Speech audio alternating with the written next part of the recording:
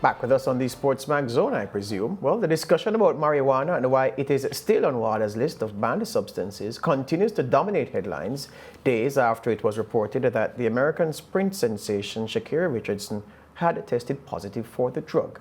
Today, we get a perspective from Executive Director of the Caribbean Regional Anti-Doping Organization, RADO, Dr. Sasha Sutherland. Dr. Sutherland, welcome to the Sportsmax Zone. Good to have you. Hi, George. Always a pleasure to be here. How are you? I'm doing quite well my side. Everything good on your side? So far, so good. Excellent. Let's get right to it. So the Richardson issue has brought into sharp focus a significant disconnect between how WADA views marijuana and how most societies are viewing and have viewed with the action that they've taken this formerly pariah drug. In Jamaica, you would know that the weed was decriminalized for personal recreational use from about 2015 under the previous PNP administration. And people are saying, well, yeah, we need to go a step further. We need to legalize. That's not happened here yet, but it's now legal in many places in the world, and others are following the decriminalization route. So with that said, for WADA to have something on its list of banned substances, Dr. Sutherland, which it says in its own narrative, in its own literature, that it may have an impact on performance, may enhance performance, whereby other drugs that we know so very well, nandrolone, the various anabolic steroids and so forth, EPO, have been proven to enhance performance. People are saying, why is ganja still there? And we're asking you to perhaps explain why you think WADA is maintaining the designation of marijuana that it has today. Yeah, so let me start by saying this. It's not WADA's code, right? And I think people need to understand that it's the World Anti-Doping Code. And WADA, which is the World Anti-Doping Agency, it's the independent stakeholder that harmonizes our efforts. And so under the 2021 World Anti-Doping Code, there were a number of major changes specifically related to athletes with respect to the idea of preventing inadvertent doping. And the categories to prevent inadvertent doping were substances of abuse, thresholds for common contaminants, and substances not prohibited out of competition showing up in an athlete's sample in competition. Now, marijuana falls under that category of substances of abuse. And substances of abuse are not prohibited out of competition, but they may show up in competition, right? So we're talking not just about marijuana, we're talking about cocaine, which is a stimulant. We're talking about heroin, which is a narcotic. We're talking about MDMA, which is methylene dioxymethamphetamine, or ecstasy as we know it, which is another stimulant. And then tetrahydrocannabinol, which is THC, the psychoactive chemical in natural cannabis products, right? So when you consider that a stimulant in speed sports can be a doping agent, an athlete might use it socially, but the metabolites actually remain in that athlete's system long after the drug has left the athlete system. Under previous codes, that athlete would have received a 2-year to lifetime period of ineligibility. Now, under the 2021 code, that substance of abuse category actually allows for a situation where the athlete can prove that the drug was used socially and not for performance enhancement. So under Article 10.2.4 of the new World Anti-Doping Code, the 2021 code, instead of getting that 2-year to lifetime period of ineligibility, it dictates that there's a 3-month period and no need to further assess the athlete's degree of fault. However, if the athlete agrees to go through rehabilitation, then that sanction can actually be further reduced to 1 month. Now, the whole idea of substances of abuse is a huge conciliation or compromise for athletes and anti-doping agencies, since the money spent to decide on ineligibility can be used for its intended purpose, which is catching deliberate cheaters in sports. The major difference between substances of abuse like marijuana and other prohibited substances like the ones you named previously is in the sanctioning for the presence of those substances in competition, not out of competition.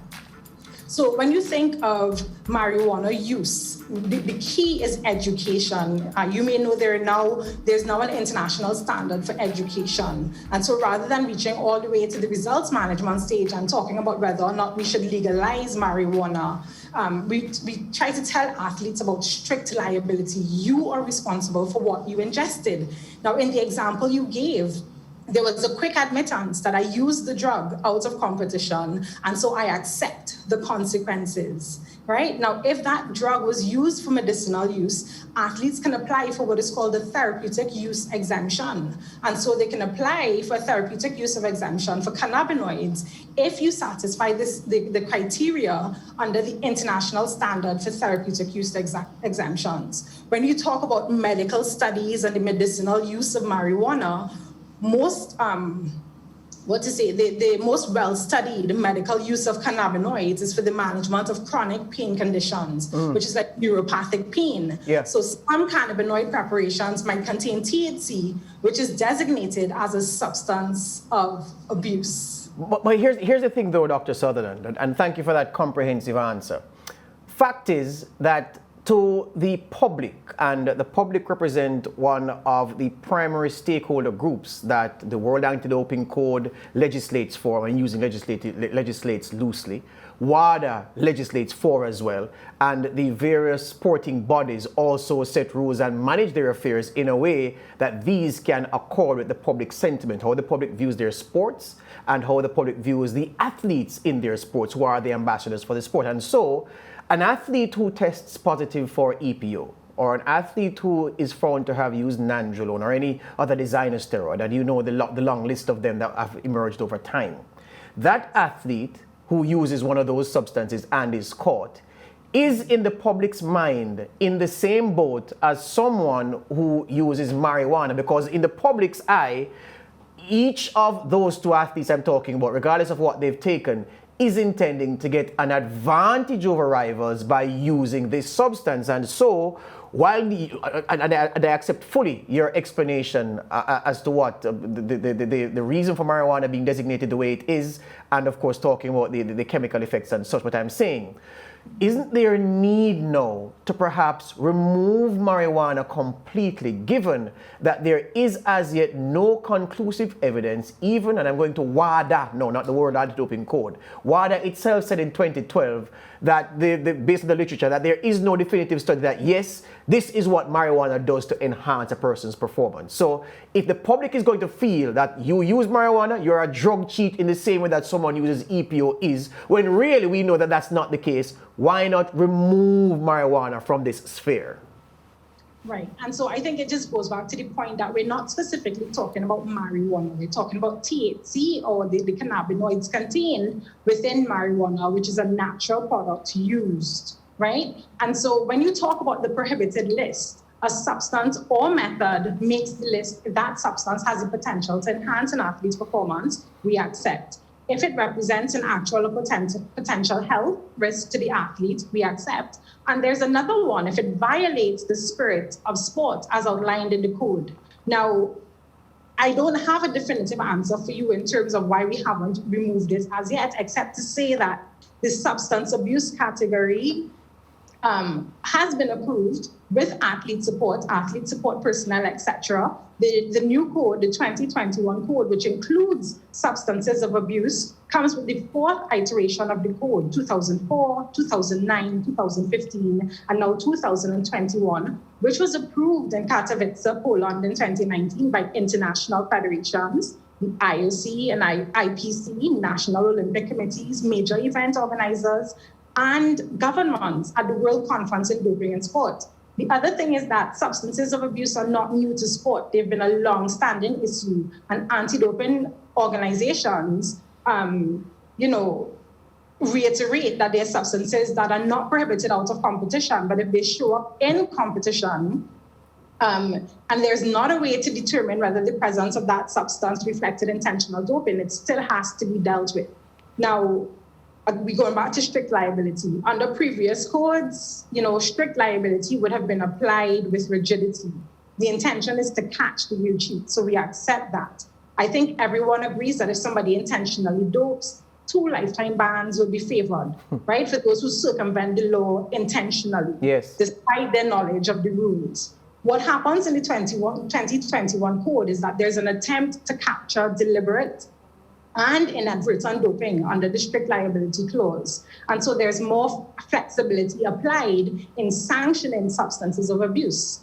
There has been a decision by the expert group not to remove it, and I cannot speak on their behalf. What I can say is that if people understand the rules and if athletes sign on to this social world of sport that creates its own rules, then they accept that substances of abuse are a separate category, and that if you do something out of competition, if you ingest a substance out of competition, but it shows up in competition, you may be sanctioned with it.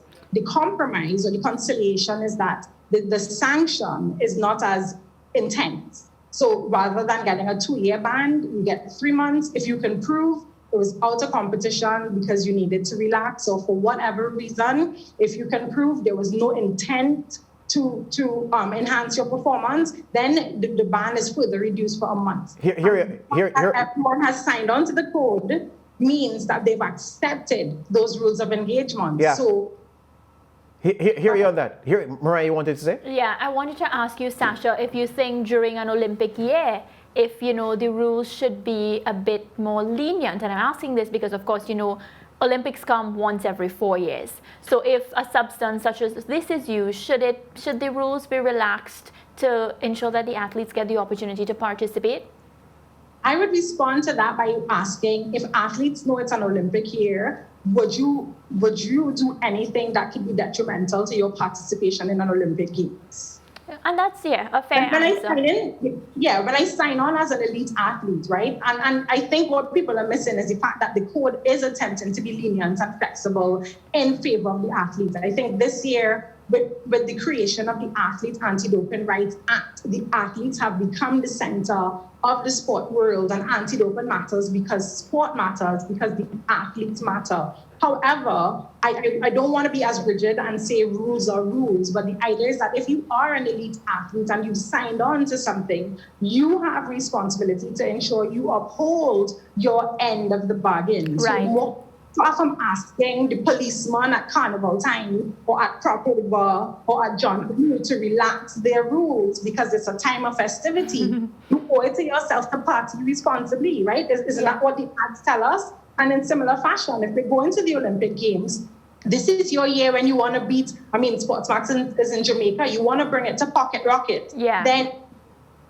do what you can. And so I really cannot speak to the athlete's case because I haven't read the entire reason, decision, etc. But I would reiterate that education is so important for our athletes to prevent unfortunate circumstances like this. And in much the same way that there are a lot of other discussions going on around Tokyo 2020 and what's happening.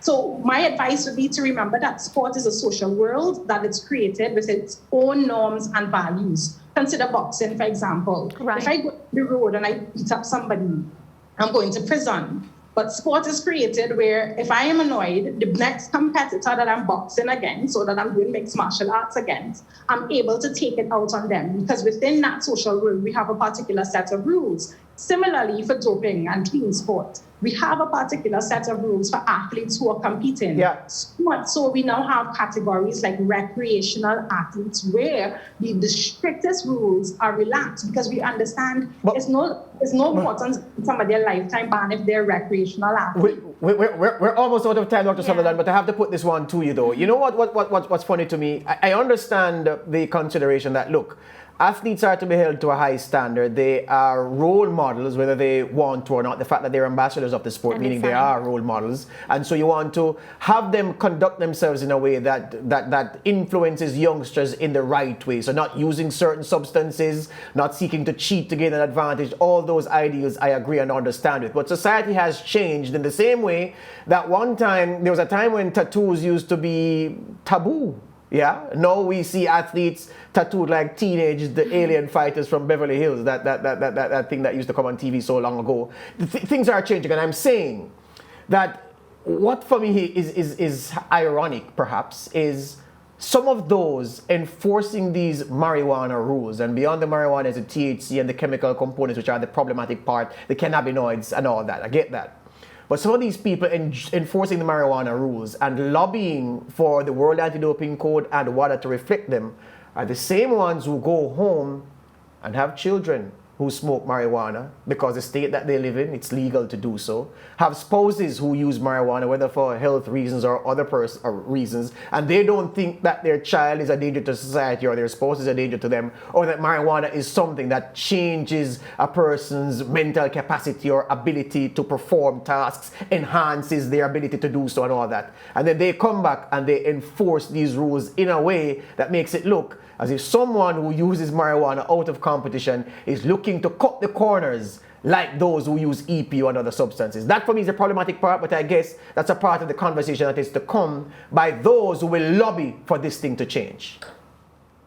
Yeah, I would say I think you misunderstand the intention, because I don't think anybody's trying to say smoking marijuana. Well, I don't think we're trying to... No, that's not. It's not, don't get me wrong, it's not a misunderstanding. And I agree with what you say about, look, you know, if I was an athlete, I wouldn't smoke. Because I know it's not approved. Yeah. But I'm just saying that part of what WADA sets out, the three main reasons it says that marijuana is on the banned list, is a societal consideration reflecting the fact that the athlete is a role model and the athlete is not to be seen to be using certain things that society would otherwise frown on. And I'm saying that that is dated because that was from 2011. That narrative was from 2011. In 2021, or 10 years on, the attitude towards marijuana in many places would have changed sufficiently for that to change along with it. And I'm just saying that it's part of a growing conversation that's to come and to be completed in the future. That's what I'm saying. Yes. There you go. All right, we're out of time. Thank you very much. So enlightening, and we should talk to you again. Keep on doing the good work at the Caribbean RADO.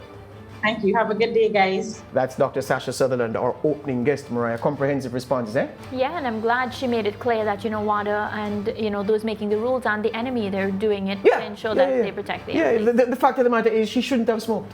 Yeah. Fact. I feel like I could have spoken to Sasha. Yeah, just shouldn't some have more. smoked. Yeah. Back with more after these.